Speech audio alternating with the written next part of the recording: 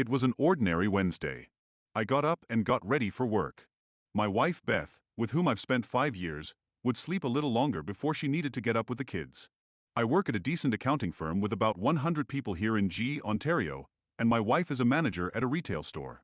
I have a regular 9 to 5 job, and she manages a women's clothing store until closing. It sucks because we only spend 2 evenings together with the kids, but for now it works for us. She drops them off at daycare during the week, and I pick them up on my way home from work.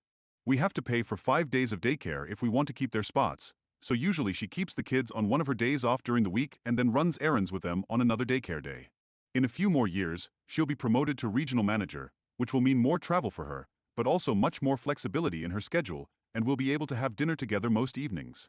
Beth just came back from maternity leave, so we've been living with our 1-year-old son, George, and 3-year-old daughter, Belinda, for a month now.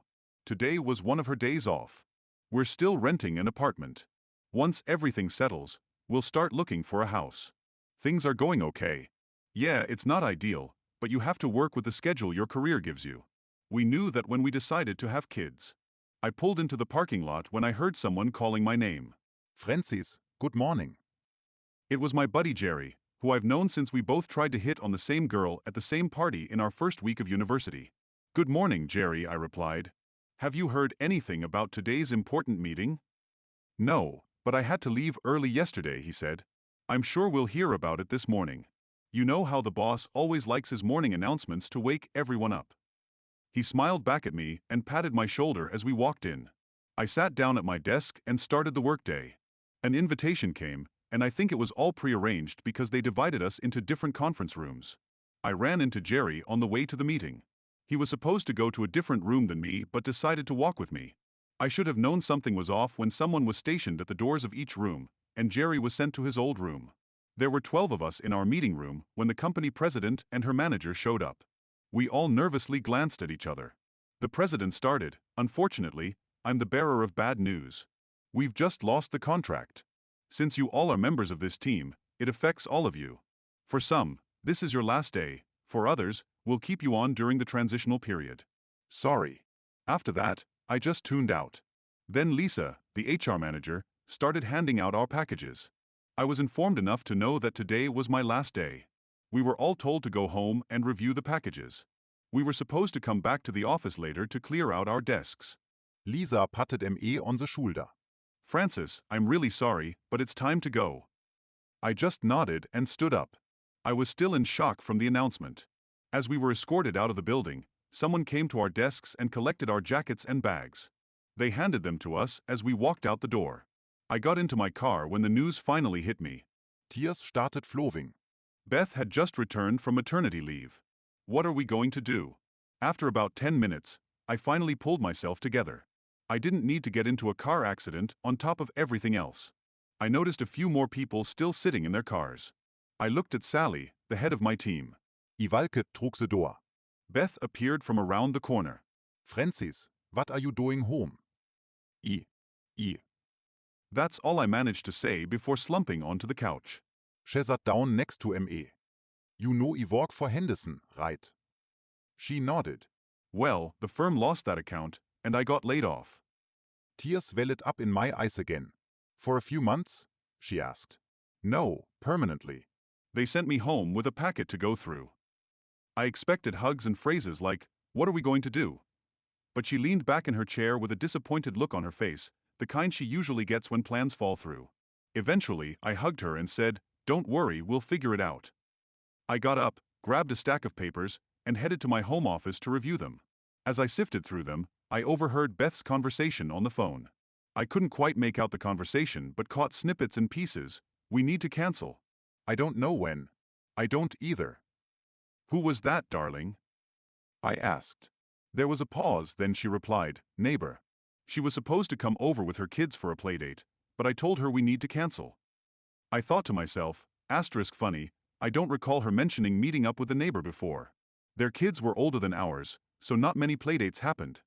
I returned to the papers. I needed to figure out where we stood with them.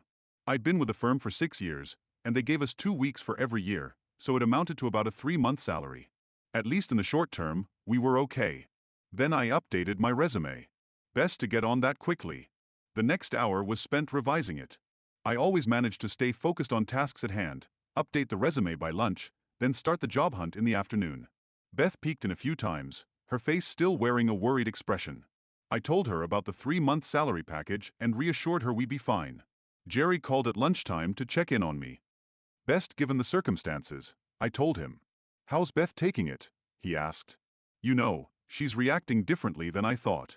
Maybe it's trivial, but instead of worrying, I get the feeling I'm disrupting some of her plans, I said. I'm sure it's because you guys have never been in this position before, and she just doesn't know how to react yet, he offered. Probably right, I paused. Maybe vi kult med ab to nicht onse isort evating out. Sounds like a great idea, he replied. After lunch, I browsed a few job sites and managed to find 5-6 positions to apply for. The latter half of the day was spent on cover letters and tweaking my resume for each position, then submitting applications. Nothing left to do but wait. Dinner was a bit subdued, but Belinda decided she'd be the entertainment committee and got us all laughing. We didn't want to lose spots at daycare and wanted the kids to continue their usual routine, so they went to daycare on regular days. Beth, however, decided to be a bit more frisky before heading to work. I hadn't seen that side of her between work schedules, and since our second child was born, our love life happened maybe once a week, and honestly, there was nothing particularly special about it. Usually, we were too tired. However, on the first full day after I dropped the kids off at daycare, she surprised me wearing something alluring for an hour until she had to go to work. As we lay relaxed in bed, I asked, "Where did that come from?" "I thought you needed something to lift your spirits," she replied with a smile and a kiss. I wasn't about to complain. After she left, I continued the job search. It was my main job now.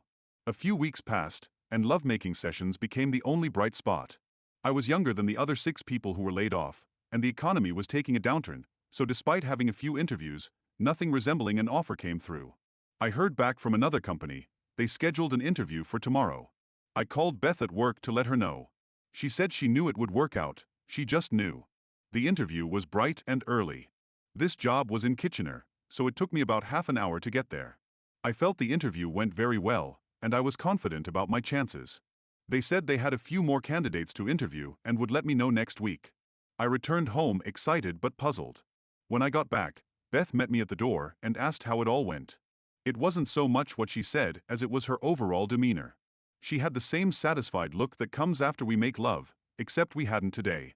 Perhaps my facial expression gave something away. What's wrong? She asked. Oh, nothing, I'm feeling better, I replied. I was just thinking about one of the questions they asked me. Well, I'm sure you're fine, she said, giving me a hug. That was another telltale sign. I smelled her hair. Normally she showered right before leaving for work, about an hour ago, but she had already showered. Something didn't add up. Beth didn't come near me for the next few days. It was like she had taken some sort of medicine and didn't need another dose yet. While awaiting the results of my latest interview, another company from Kitchener reached out, and I scheduled another morning interview. Beth was supposed to work today, so after I finished showering, I marked her shampoo to see if she used it. Then I positioned it so it wouldn't get wet if she showered. I took a photo of the setup to compare later. Beth wished me luck with a kiss, and I left. I managed to focus on the task at hand, and I think the interview went fairly well. Unfortunately, the interviewer didn't feel the same way. She was honest and said that since I'd spent most of the last 6 years with just one client, I lacked the broader experience she was looking for. On a slightly positive note, she said she liked me and would contact me if anything else came up. The journée home wasn't a happy one. I know it hasn't been long since I was let go, but I had hoped for more interviews and more positive feedback. It didn't help when the previous company called back and also turned me down. They didn't explain why, so I just thanked them for their consideration and hung up. I returned home, and Beth was the same as she was after the previous interview. She had a strange look again. I shared the bad news from today's interview, which unfortunately didn't affect her mood, and then I apologized and went to the bathroom. I decided to wait on the news from the previous interview. If the shower was as I expected, then I needed this company for the plan. Both her and my shampoos had been moved, and they were both wet. I didn't even need the photo I took. She wasn't the only one who needed to clean up. She was definitely cheating on me. I sat on the toilet and sighed deeply. What else could go wrong in my life? I sat there for about 10 minutes when Beth knocked on the door. Are you okay, dear? She asked. Just a moment, I responded. I opened the door. Well, at least for the first time, It seemed like she had an expression that showed some concern for me. Nevertheless, my face still reflected the state of job hunting. She hooked me. We'll get through this. It's only been a few weeks, keep applying, and eventually something will work out. I managed to give her a slight smile, and she hugged me again and kissed my cheek. Sorry, but I need to get ready for work. I left the bathroom, and she took her usual shower, probably to keep up appearances. She showered and left for work. I sent out a few more resumes, expanding the search area and types of positions, and I devised my simple plan. That evening, I had a great dinner and played with the kids before putting them to bed. Beth came home. I shared with her a great fake news. Beth, an interview a couple of days ago? They asked me to come in for a second interview tomorrow morning. She hugged me and said, "That's great news, hopefully everything will work out tomorrow." I responded, "I'm sure it will." And anyway, never ever the way any of us hope. The next morning, I woke up and showered. I prepared as if I were actually going for a second interview. Beth got up to have breakfast and wish me luck. I returned to the bedroom to finish getting dressed. While I was alone in the room, I cracked open the corner of the curtain just enough to see through. Then she kissed me goodbye, and I headed out. As before, I dropped the kids off at daycare, but this time instead of heading to Kitchener, I went back home. I parked around the corner and walked home. I saw a car in the driveway and immediately knew who it was. It was her ex-boyfriend, Bill. They dated in high school but broke up when he started working at his father's auto shop, and she went to university in Toronto. He got married while she was in her third year of university. My wife attended the wedding. This all happened before I met Beth. I knew him well as we saw them a couple of times a year. Now he runs his father's auto shop after his dad retired due to a heart attack. They have 3 kids together. I sneaked around the back of the apartment building. Our apartment was on the 2nd floor, and I heard them yelling in bed. I switched my phone to video mode and started recording. I was tall enough to reach out and aim the camera at the window. I could see them on the phone screen. I didn't want to record more than I needed as I didn't want to get caught by her or any neighbor. I needed the video to show their faces. Luckily, I got my version of a money shot, clear images of their faces. I stopped recording and sneaked back to my car. I drove to the other end of town and went into a diner to stop and think. It was obvious that the divorce attorney was at the top of the list. Luckily, since Beth worked in the afternoon, I had plenty of time to find and get in touch with the lawyer, but Bill couldn't walk free from his role in tearing apart my family. Sipping coffee, I decided to take a look at Bill. I opened his social media page. He didn't have much, so I switched to his wife's. It seemed like she posted about every minute of her life. I scrolled through all the posts and pictures, then it got even worse. Their oldest daughter had just turned 9. Bill's wife decided to post a series of her photos at different ages. Bill's daughter at the age of 3 looked almost like my daughter. How long has Beth known him? Are the kids even mine? I tapped on the table, drawing everyone's attention in the diner. I squeaked "excuse me," paid the bill, and left. Anyway, Beth had to wait for me at home. I managed to compose myself when I got back home. She asked how it went, and I told her I didn't get the job. It was an easy way to mask my true emotions at the time. I hid in my office while she got ready for work. Before leaving, she stuck her head in the door and said, "Don't worry, next time will be better."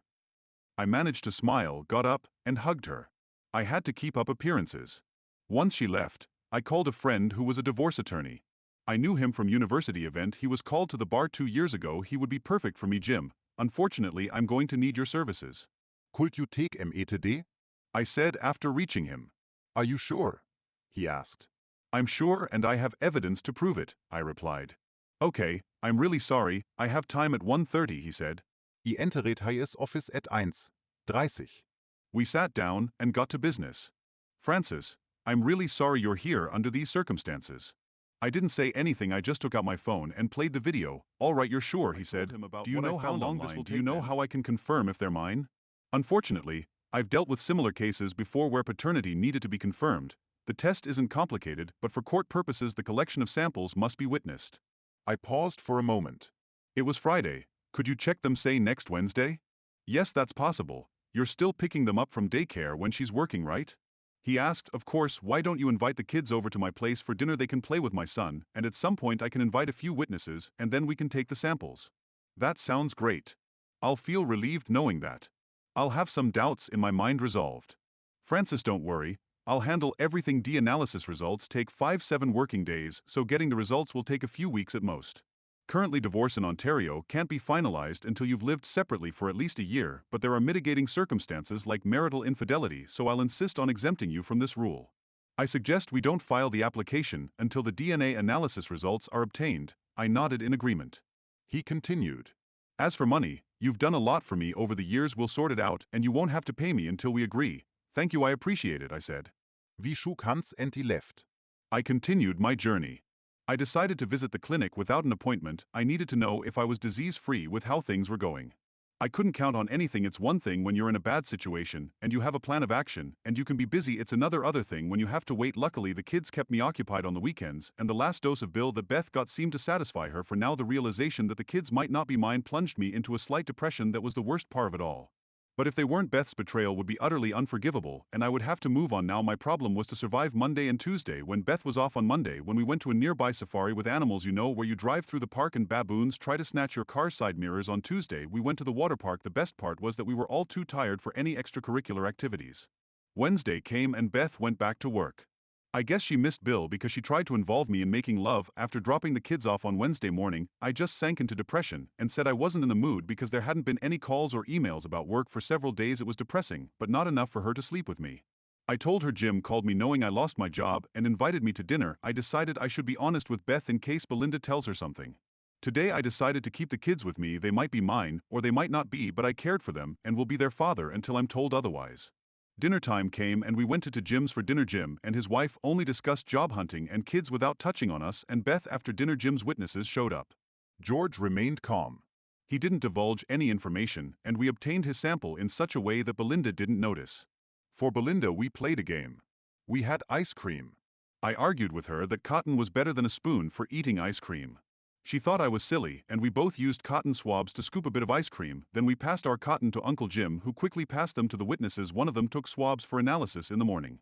Belinda thought the game was silly. Spoons are much better. Samples were taken, and all I had to do was wait for the results for a week or so. During the next week, I applied for other jobs and didn't land a single interview. Jim called and asked me to come to the office Friday morning. The test results were in. I dropped by for lunch. There was my friend Jerry. I had a feeling it was a bad omen. Francis, the DNA test results have come in, and they confirmed that although they have the same father, it's not you. He fell silent, wondering how I'd react. I simply covered my face with my hands and cried. Jerry sat next to me and hugged me. Francis, I'm so sorry. After a few minutes, I finally sat up and wiped my face. I knew this was a likely outcome. I'd had plenty of time over the past few weeks to think through various scenarios, and now what I asked. Jim said, well, I suppose you want to sue, right? I looked at Jerry. He nodded in support. Absolutely, definitely. However, I've had plenty of time to think. Can we file for divorce but not mention infidelity or children, then amend to include that later? Yes, but why? Jim asked. I want her off balance. I want to hit her twice, first with a divorce, then with the infidelity and paternity, I said. We can do that. How exactly do you want to handle it? Jim asked. Here's what I want to do, I began. Jerry offered his spare bedroom if I needed a place to stay. I told him I would definitely take him up on that since we rented and split everything. All our assets were liquid, about 60 grand, not including our retirement funds. When I got a new job, I was making about as much as Beth, so now that child support would be off the table, it should be a clean financial split. Jerry took the day off to help me. I think he planned to just keep me company. I had other plans. We went to thrift stores for used clothes, then we returned to my place. We started packing my things, then stuffed them with the used clothes. I bought at thrift stores. I even bought a few tattered jackets to replace my suits. I left behind some clothes I didn't care about to wear on the weekends, and a suit for Monday. I just wanted the closets to look roughly the same. Since she worked all weekend, I bet she wouldn't notice the changes, but an empty closet might raise suspicions. I planned to pack more over the weekend, but the remaining things I wanted would easily fit in the trunk of my car, and I'd grab them on Sunday before she got home from work. Monday was D-Day, divorce day. That is, I told Beth. I finally had another interview Monday morning. I knew she'd be served at home at 10 a.m., so I made sure to sit in my car with the rest of my things in the trunk just around the corner, watching as the process server arrived at the apartment building. I headed to Jerry's. Jerry and his wife were at work, so they gave me a key to their house. On the way, my phone started blowing up with calls, then texts. I changed my ringtone for her calls, so I just let it ring and ring. I checked the messages later over a glass of wine. I parked the car in the garage and closed the door just in case she came looking for me. I had just finished moving boxes into their spare bedroom when Jim called. Jim, this call is quite unexpected. What's up? I asked with a smile. I heard him chuckle, and he said, for some reason Beth is blowing up my phone line. I laughed. What did you tell her? Well, as soon as I got her to calm down, I told her to get herself a lawyer and have her lawyer call me. You won't be talking to her, you'll be dealing with me, only excellent, and let's wait a bit before meeting them. I want her to cool off a little, I said. I hung up the phone. The next calls were from her parents. I licked them, but I needed to play all my cards before I talked to them about their daughter and her behavior. Jerry called about an hour later to check on me. He said Beth called him. He told her he didn't know where I was, and then he was shocked when she mentioned divorce papers. I should get an award for my acting skills, he said. On Wednesday her lawyer called Jim. They wanted the meeting to be next Monday. Jim asked how long I wanted to delay this meeting. I thought about it. Monday was her day off.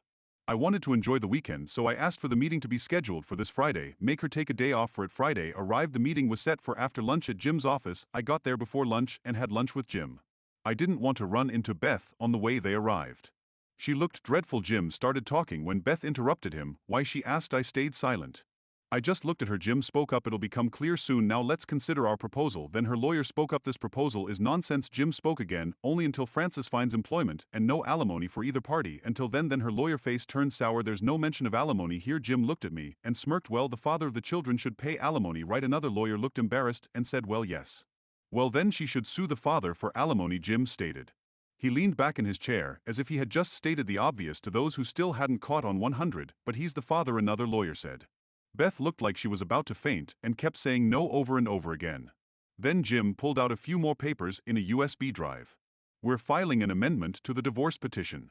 He handed the flash drive and one sheet of paper to the other lawyer. First, to expedite the divorce on grounds of infidelity. There's a fantastic video on this drive of Beth with her ex-boyfriend. Make sure you have popcorn handy when you watch it. Her lawyer looked shocked and Beth started crying. She began to speak. I'm sorry, but Jim cut her off. Jim pulled out another stack of papers. The Second Amendment concerns the issue of paternity. DNA test results show that Francis is not the father of Beth's children. We can speculate who the father is, but we'll leave it to Bill's wife to figure that out. Beth must have known about this because the crying stopped and she asked, what do you mean by Bill's wife? That was the final surprise. Jim continued, right now I have someone delivering a letter with explanations, a copy of the video on another USB drive, and a copy of the DNA analysis results to Bill's wife. Additionally, my card is in there as I propose to represent her. Beth revealed her true colors and defended Bill, but that would destroy their marriage. Jim smiled. I just leaned back in the chair and enjoyed the show. Ending their marriage is a given. Bill's father transferred ownership rights to him when his health deteriorated. As far as I understand, Bill's wife is the office manager and essentially runs the place. My letter to her contains my entire proposal for what her car dealership should be like. Zij don't have a prenuptial agreement. Beth cried again. Then Jim looked at her lawyer. Why don't you review what I provided and we can meet early next week? He extended his hand and the other lawyer, still trying to absorb everything absent-mindedly, shook Jim's hand and led Beth out of the office. Beth turned to say something to me, but I just turned away and walked into Jim's office. Another month passed, but we eventually reached an agreement. I waived all alimony but got what I proposed. Bill's wife waived alimony in favor of full ownership of the car dealership. She and Jim even got approval for a third party to handle the accounting to ensure neither side was embezzling from the business during the divorce proceedings. However, this meant Bill's income took a sharp hit and he still had to pay alimony and child support to Beth. He couldn't dip into the cash register anymore. Bill moved in with Beth. It was inevitable, however. Now Beth had to pay rent and daycare herself. She had to dip into her half of the savings. It didn't last long though. My divorce was settled. It took a few more months before it became official, and I still needed to find a job. My severance survived the divorce proceedings, but it was about to run out. Then the phone rang. The woman on the other end was interviewing me in Kittner. They still didn't have a spot for me here, but she was calling to see if I was interested in relocating. They were opening a branch in another province and were wondering if I wanted to be part of that team. It was the fresh start I needed. Jerry and his wife were happy for me but sad to see me go. For the next 2 weeks, I worked in the Kitchener office for training before moving to Charlottetown. I packed up all my things and was ready to leave. I said goodbye to Jerry and headed for the exit. I decided to drive past the old apartment one last time. As far as I understood, there was so much tension at the auto shop that Bill decided to work at another shop until a divorce settlement was reached. If his wife left, he'd have to pay her more interim payments. I parked for a minute just thinking about what could have been. Then I saw Bill rush out of the apartment building with Beth on his heels. I saw her throw a shoe at him. I'm glad she's enjoying this paradise.